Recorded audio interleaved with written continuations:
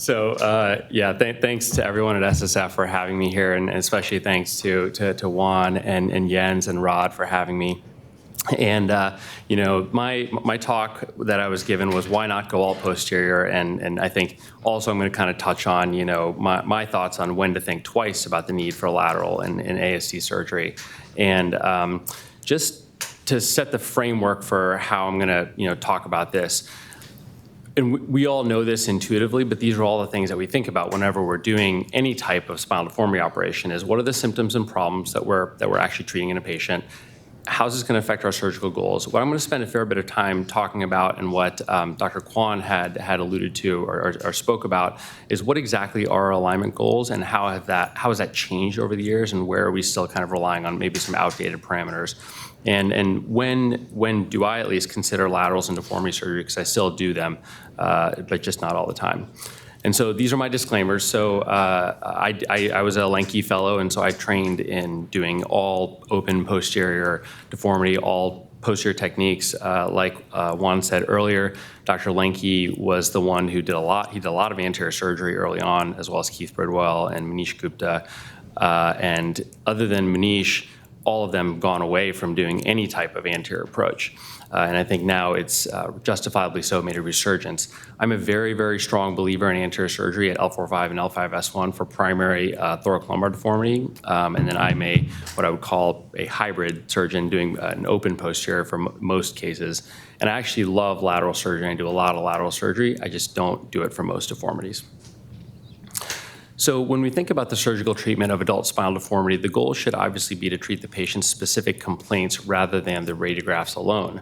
And the things that we think about and look at when we're treating a spinal deformity are the global, coronal, and sagittal alignment, unlike in pediatric patients where the goal is to fix a malalignment, not treat pain, and to get the spine as straight and well-aligned as possible. In adults, that's not usually the case. In adults, we want a global, sagittal alignment and coronal alignment without any need for compensation. These patients often present with back pain, which is usually at the convexity of the thoracolumbar curve, and they often, in some of the larger deformities, can have rib on pelvis pain, which can be a driver of a need for an intervention, and frequently they have radiculopathy and claudication. And if we think of the adult patient, who's in their 50s, 60s, and 70s, who's coming in for surgery, more often than not, it's actually the radicular pain that is driving them to need an operation rather than the back pain. Back pain often they've had for many years, they can tolerate, but it's often the fractional curve foraminal stenosis at L4-5 and L5-S1 that's the driver of the need for surgery. This is a patient that saw me who came in with back pain that was present, but not really the driver of what actually prompted her to have an operation. She'd been told many, many times over the years that she needed a T10 or T4 to the pelvis fusion. And in this patient, her leg pain was the main issue. And so I did a fractional curve surgery only. Part of the discussion we had earlier is, when do you put in iliac screws? This is an elderly patient with less than ideal bone quality. And so in her, I placed iliac screws to try to prevent a sacral fracture. And she's very, very happy. Now, notably, and this is something I'll touch on later and was also talked about by Dr. Walker, that she did have some new coronal malalignment, which I actually told her she was going to have beforehand. She didn't care because her leg pain was gone. So when I think about the surgical treatment of adult spinal deformity and what's driven me, and I think my colleagues, some of my colleagues who are still do open posterior surgery, is the goal is for a durable treatment. I still believe in kind of open bone grafting, providing an environment for a solid fusion. But a lot of my focus and a lot of the focus in the last 5 years, I think, more so that it started in the past, is really how do we optimize the sagittal alignment to set up the spine for the best fusion environment possible. And the caveat to this is that I don't think that we have actually settled on what constitutes perfect alignment. If we look at this case, for example, so this is a patient that was sent to me who had had a prior L3 to sacrum fusion and had an adjacent level problem at L2-3. Now, if you look carefully at her disc spaces above her fusion beforehand, she has a lot of lordosis from T12 to L3. That is not the place where lordosis is supposed to be. Okay, and so if you go back and look at her images, she basically had zero lordosis from L4 to S1, which is not really what the spine is supposed to look like, whether or not you have a high PI or a low PI. And so in this patient, I actually did a PSO down low to reset her lordosis, and I actually did a kyphosing TLIF at L2-3 to kind of set that part of her spine to where it needed to be. And you can see what happens to the L1-2 disc space after the fact. That L1-2 normalizes, essentially does not need to compensate anymore. And the hope is that this is going to lead to a better overall long-term outcome for her and prevent the need for a fourth adjacent level operation, which she had already had 3 of them. So if we go back and look at kind of spinal alignment parameters and where we've gone over the years, this all started back in the, with Frank Schwab and Virginia Lafarge, really, who developed the Schwab SRS classification for how we define adult spinal deformity. And if you look at all of our literature now, it's all defined by PI-ILL mismatch. And if you go back to those original papers, I think it's important to note that the way that these parameters were set were not based on mechanical complications, right? Which is a very objective measure of whether someone's screws pull out or the instrumentation fails, but they're all based on regression analysis using HRQOLs. And HRQOLs, as I think all of us know, can be highly variable from patient to patient. You can have a perfect radiographic outcome, and if it's due to depression or anxiety or other comorbid factors, people can have HRQOLs which are all over the place. And so these are very unreliable measures to set standards for what the alignment of the spine should be. In addition, SVA was often used or was part of the SRS Schwab classification as a marker of sagittal alignment. But SVA is a very poor descriptor of spinal sagittal alignment, because if I'm standing like this and I just bend my hips, I've got a forward SVA. Or if I'm incredibly compensated and have a retroverted pelvis, you can have a normal SVA, but you have a hidden deformity because the spine is malaligned. The other problem with this scheme was that it treated all spines the same. So whether you had a pelvic incidence of 35 degrees or a pelvic incidence of 80 degrees, these parameters were the same. And we know now from some more recent literature that that's not the case.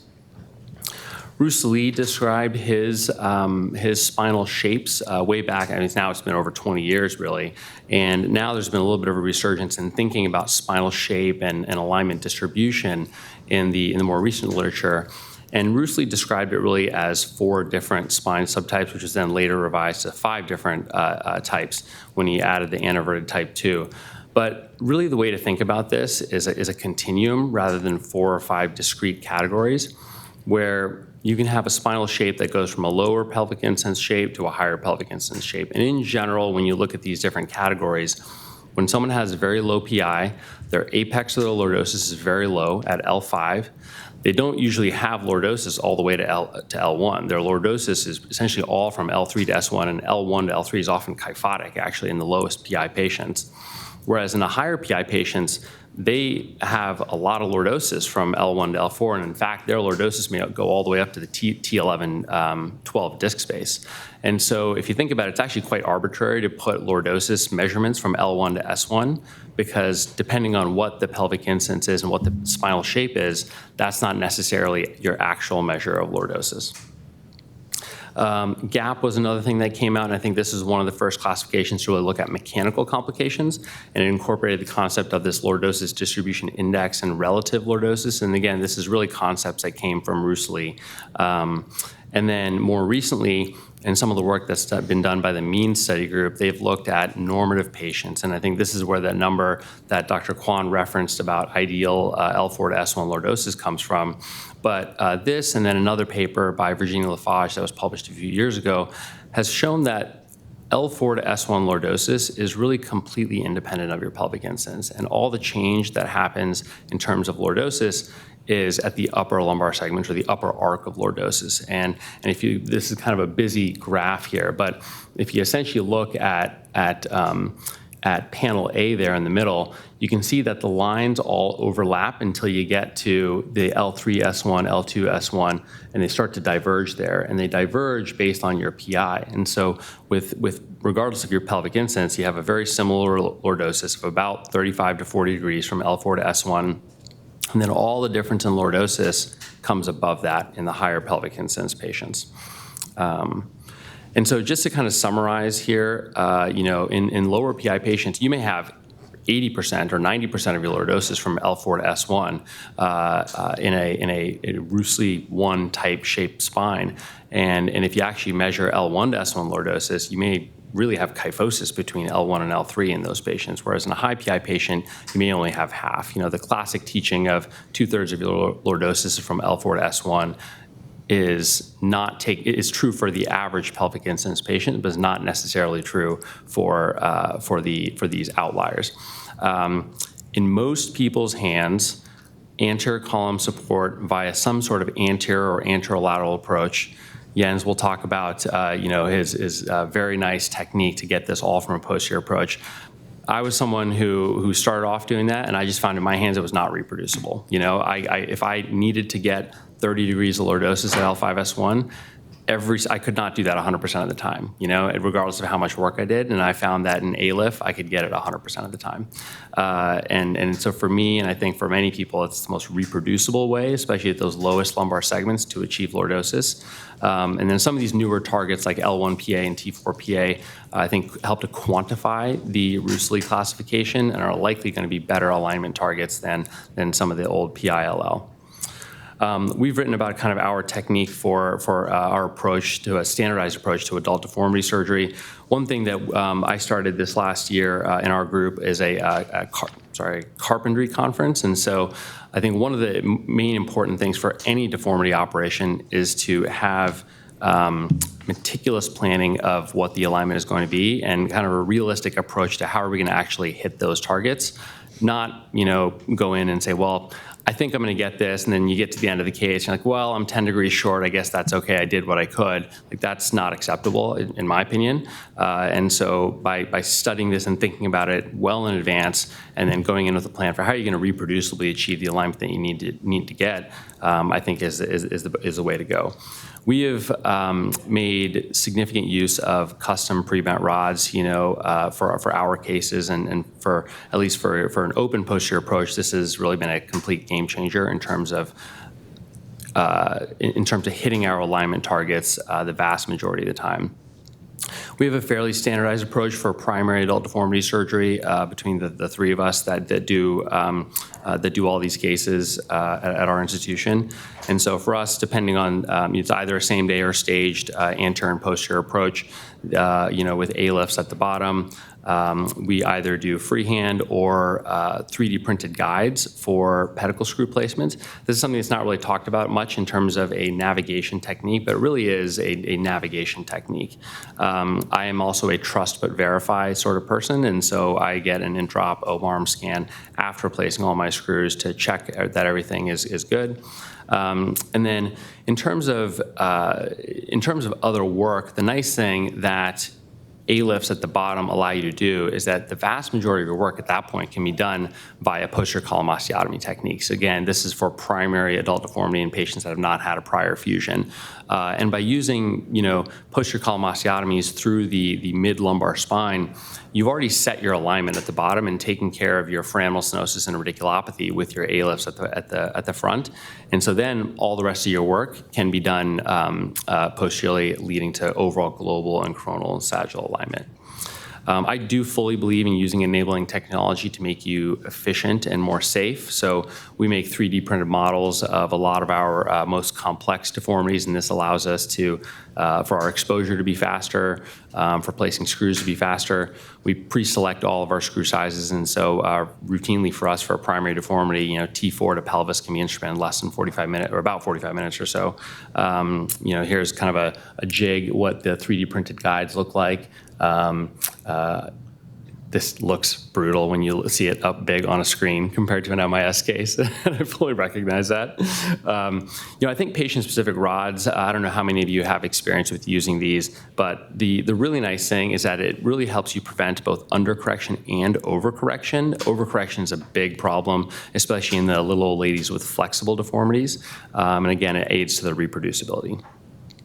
So when do I do laterals in deformity? So I still do what Corey and Neil would call, I think, circumferential MIS deformity correction. And for me, I am not able to achieve what Neil can do. I've seen his images and talks and things like that. And so for me, it's smaller deformities without significant fractional curve stenosis. Certainly you can do in the lateral position, you can do A-lifts down at 5'1" and still do your anterolateral approach or direct lateral approach at the upper segments. And so I don't think 5'1" is an impediment to doing a circumferential MIS, in single position or multiple positions. I have found in the worst L5-S1 deformities, or if there's a sacral deformity itself, which certainly is the case in a lot of long-standing deformities, that the end plates themselves are not parallel anymore, that I have a hard time in a lateral position doing a really proper A-lift and put in the cage where I want to, and so I still tend to do those supine. The last thing I'll end up here, why do I avoid lateral surgery for most adult deformities? So I think it's rare to have radiculopathy from the main lumbar curve. Usually that main curve is more flexible than the lumbosacral fractional curve. And I found that laterals, you often get the lordosis in the wrong location, not at L4 to S1 where you need it, and you end up hyperlordosing the spine at the top. So just to end, I think what Corey has talked about before, beware these bow C deformities. You can get patients that end up like this, where the lordosis is in the wrong location, they're way off to the side, and you've created a bigger problem. So again, I think global alignment restoration is the key. You got to fix the spine so there's no compensation anywhere. And for me, I think an open posterior and A-lift has been my workhorse technique, which I think leads to good, reliable, consistent outcomes. Thanks.